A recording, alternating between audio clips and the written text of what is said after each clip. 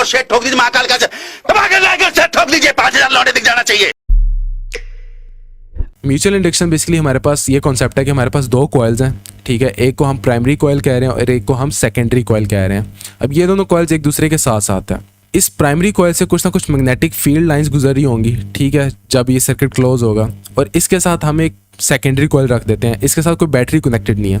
तो अगर तो हम, चूँकि मैंने आपको बताया था कि rheostat as a potential divider भी काम करता है, तो हम इन दो पॉइंट्स पे अपनी मर्जी का पोटेंशियल रख सकते हैं। तो जब हम रियोस्टेट से वो पोटेंशियल चेंज करेंगे तो करंट चेंज होगा, करंट के चेंज होने से फ्लक्स चेंज होगा और फ्लक्स के यहाँ पे चेंज होने से इसमें ईएमएफ इंड्यूस होगी।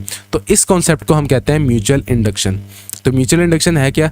The phenomena in which changing current in one coil induces an EMF in another coil is called mutual induction. यानी कि वो यही कह रहा है कि करंट इन अ कॉइल अगर हम चेंज कर रहे हैं, उससे उसकी साथ वाली कॉइल में म्यूचुअल इंडक्शन की वजह से EMF इंड्यूस हो रहा है, तो उस प्रोसेस को हम म्यूचुअल इंडक्शन कहते हैं। अब म्यूचुअल इंडक्शन हमारे पास किसके इक्वल है? सेकेंडरी कॉइल में जो EMF इंड्यूस हो रहा है हमारे पास, वो इक्वल है number of turns in the secondary coil multiply by the rate of change of magnetic flux. तो हमारे पास जो induced EMF in secondary coil है वो हमारे पास ये है। अब यहाँ पे हमारे पास जो n टाइम्स फ्लक्स है, यानी कि सेकेंडरी कॉइल की turns, number of turns multiply by the flux in the secondary coil, वो हमारे पास डायरेक्टली प्रोपोर्शनल है किसके? Current in the primary coil के, ठीक है। कि करंट जितना ज़्यादा होगा उतने ज़्यादा हमारे पास इन दोनों का प्रोडक्ट होगा। तो अगर हम प्रोपोर्शनैलिटी ख़त्म करें, तो प्रोपोर्शनैलिटी ख़त्म करेंगे तो हमारे पास एक प्रोपोर्शनैलिटी कांस्टेंट आ जाएगा। इस कांस्टेंट को हम कहते हैं म्यूचुअल इंडक्शन, ठीक है, म्यूचुअल इंडक्टेंस, सॉरी, ठीक है। अब बेसिकली हमारे पास यहाँ पे हमारे पास S टाइम्स फ्लक्स को हम इसके साथ रिप्लेस कर सकते हैं, ये इस इक्वेशन में कर सकते हैं, लेकिन आप कहोगे कि यहाँ पे डेल है, इसका क्या मतलब है? वो भी मैं आपको समझा देता हूँ। बेसिकली यहाँ पे नेगेटिव डेल और हमारे पास n S divided by del t है। अब n तो चेंज नहीं होगा, तो इसका मतलब है कि डेल जो है हमारे पास फ्लक्स के साथ है, तो हम इसको बाहर ले सकते हैं और इस पूरे की जगह पे हम इसको रिप्लेस कर सकते हैं। तो जब हम इसको रिप्लेस करेंगे तो हमारे पास इक्वेशन क्या बनेगी? तो हमारे पास इक्वेशन ये बन जाएगी कि हमारे पास induced EMF in the secondary coil equal है नेगेटिव ऑफ डेल से मुराद चेंज है, m से मुराद mutual inductance multiply by current in the primary coil divide by the time, ठीक हो गया, कि जितने टाइम में करंट चेंज हो रहा है। तो जो हमारे पास डेल ऑपरेटर है, m जो है वो तो यहाँ पे कांस्टेंट है, तो वो चेंज नहीं होगा, तो डेल ऑपरेटर किसके साथ आएगा? करंट के साथ आएगा। तो हमारे पास इक्वेशन क्या बन जाएगी? Induction in the secondary coil is equals to negative of m से मुराद हमारे पास म्यूचुअल इंडक्टेंस है, time rate of change of current in the primary coil, ठीक हो गया।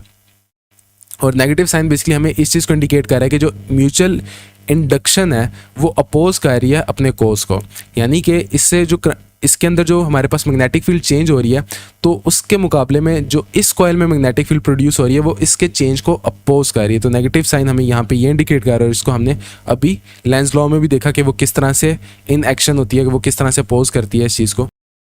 अब फॉर एग्जाम्पल इसी रिलेशन में अगर मैं m के लिए इस इक्वेशन को सीधा करूँ, तो m के लिए मैं बेसिकली इसको यहाँ पे इक्वल के दूसरी तरफ लेके जाके डिवाइड कर सकता हूँ, ठीक है। और m के केस में मैं नेगेटिव साइन को निगलेक्ट कर देता हूँ कि मुझे उसमें डायरेक्शन की ज़रूरत नहीं है, मुझे सिर्फ मैग्नीट्यूड चाहिए। तो हमारे पास जो m यानी कि म्यूचुअल इंडक्शन है वो किसके इक्वल है? EMF induced in the secondary coil divide by the rate of change of current in the primary coil, ठीक हो गया। तो हमारे पास म्यूचुअल इंडक्शन की ये फॉर्म बन जाती है, इक्वेशन बन जाती है हमारे पास। जो म्यूचुअल इंडक्शन अगर हम उसकी यूनिट्स देखें, इसके यूनिट्स क्या है हमारे पास? वोल्ट, और हमारे पास इसके यूनिट क्या होंगे? एम्पेयर, और इसके यूनिट होंगे हमारे पास सेकंड, ठीक है। तो ये इसके साथ डिवाइड हो रहा है, तो ये सेकंड बेसिकली हमारे पास इसके साथ मल्टीप्लाई होगा, तो हमारे पास जो टोटल यूनिट आएंगे वो क्या आएंगे? V से मुराद वोल्ट, S से मुराद सेकंड्स डिवाइड बाय एम्पेयर। तो हमारे पास यही बात यहाँ पे लिखी हुई है कि हमारे पास इसके यूनिट्स क्या हैं? Volt second per ampere. उसके अलावा जो हम इनको नॉर्मली रिप्रेजेंट करते हैं वो हेनरीज में करते हैं, ठीक हो गया। और 1 हेनरी हमारे पास तब होता है कि जब हमारे पास 1 Henry is when the rate of change of current in a coil is 1 ampere per second, ठीक हो गया।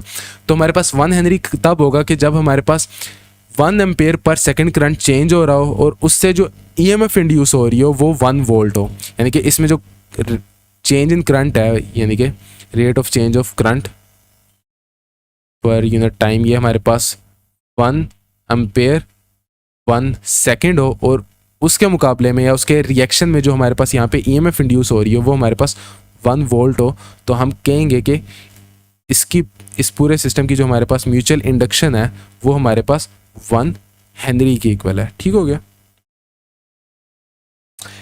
न्यूमेरिकल देख लेते हैं हम। An EMF of 5.6 volt is induced in a coil while the current is in the nearby is decrease from 100 to 20।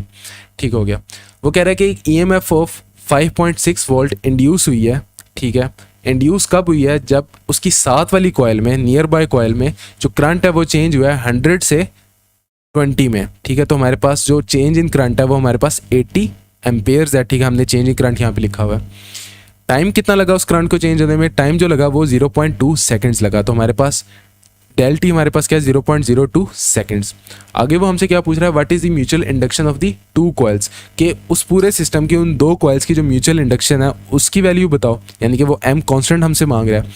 और दूसरी चीज़, if the secondary coil has 200 turns, यानी कि जो सेकेंडरी कॉयल है अगर तो उसमें 200 टन्स है, find the change in flux during this interval. तो rate of change of flux क्या होगा अगर तो हमारे पास जो प्राइमरी कॉयल है, सॉरी सेकेंडरी कॉयल है उसमें 200 टन्स है। ठीक है, तो एन एस अगर हमारे पास 200 है तो हमारे पास वो क्या मांग रहा है? वो हमारे पास rate of change in flux मांग रहा है, rate of change of flux नहीं मांग रहा, सॉरी। तो हमारे पास जो म्यूचुअल इंडक्शन है वो हमारे पास किसके इक्वल होती है? वो हमारे पास induced EMF divided by rate of change of current in the primary coil. तो हमें इंड्यूस्ड ईएमएफ उसने दी हुई है और उसने हमें चेंज इन प्राइमरी करंट भी दिया हुआ है और वो कितने टाइम में हुआ ये भी दिया है। तो सारी वैल्यूज उसने हमें दी हुई है, सिंपली हम प्लग इन करेंगे यहाँ पे तो हमारा आंसर आ जाएगा जो कि एम हम फाइंड आउट करना चाह रहे हैं। तो जब हम वैल्यूज प्लग इन करेंगे 5.6 volt divide by 80 Ampere's divide by 0.02 seconds, तो ये बेसिकली यहाँ पे डिवाइड हो रहा है तो इसके साथ आके मल्टीप्लाई हो जाएगा। हमें फ्लक्स यानी हमें इंड्यूस्ड ईएमएफ भी पता है, तो जब ये सारी वैल्यूज हमें पता है तो हम इक्वेशन को रीअरेंज कर लेंगे for the change in flux. और नेगेटिव साइन बेसिकली आपको डायरेक्शन इंडिकेट करता है, तो हमें डायरेक्शन यहाँ पे नहीं चाहिए तो हम उसको नहीं, यहाँ पे हमने उसको निगलेक्ट कर दिया यहाँ पे। तो हमारे पास इक्वेशन बेसिकली ये बन जाएगी। ये किस तरह से बनी? डेल टी इसके साथ मल्टीप्लाई हो जाएगा क्योंकि यहाँ पे डिवाइड हो रहा है और एन यहाँ पे आके डिवाइड हो जाएगा क्योंकि यहाँ पे मल्टीप्लाई हो रहा है। तो induced EMF multiply by time divided by number of turns. तो यहाँ पे हम सबकी वैल्यूज प्लग इन करेंगे और इस पूरे को अगर हम सॉल्व करें तो हमारे पास जो चेंज इन फ्लक्स आता है वो हमारे पास क्या आता है? 5.6 multiply by 10⁻⁻⁴ webers. Webers basically हमारे पास फ्लक्स का यूनिट है हमारे पास। ठीक हो गया, फ्लक्स का यूनिट ये भी है और इसको आप टेस्ला मीटर स्क्वायर भी कह सकते हो, हाँ कह सकते हो। ठीक है, इसके 2 यूनिट्स है बेसिकली। कॉमनली नॉन जो यूनिट है वो फ्लक्स के वेपर्स ही है हमारे पास।